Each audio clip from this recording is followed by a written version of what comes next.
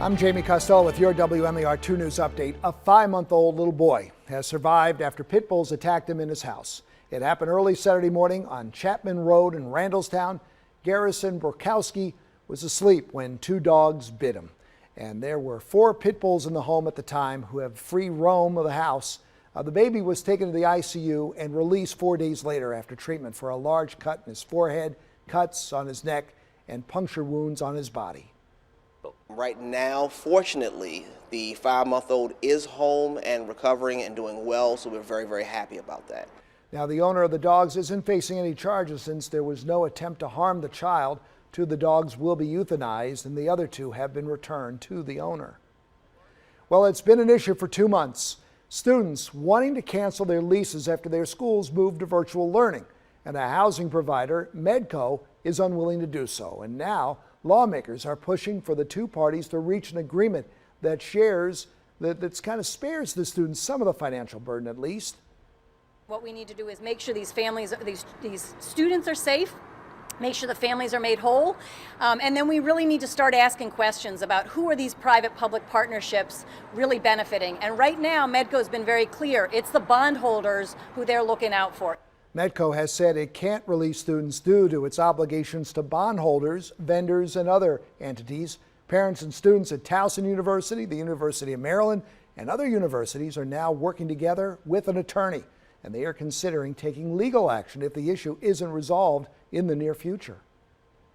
Well, the city is changing its tune over youth sports now. The mayor and the team announced that most youth leagues are going to be allowed to start applying for permits to get on city fields and play ball again.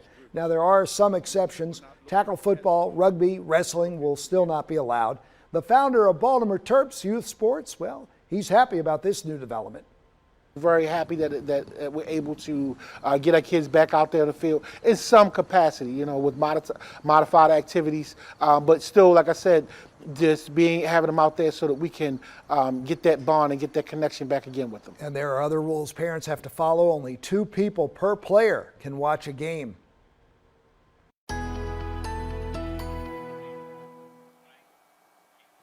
We are tracking mostly cloudy skies to start off the morning. Temperatures will be noticeably warmer than they've been the last couple of mornings. We'll start off near 60 degrees, and by the time you pull into work, we'll be in the mid-60s, heading towards the 70s as we head towards the afternoon. Now, increasing clouds will be the story of the day, and I do think that we could see some stray sprinkles, especially in the southern half of the state. Not going to stop the warm-up, though. Southerly flow brings the numbers into the upper 70s, 78 in Westminster, 79 in Bel Air and at the harbor, 77 up and down the eastern shore.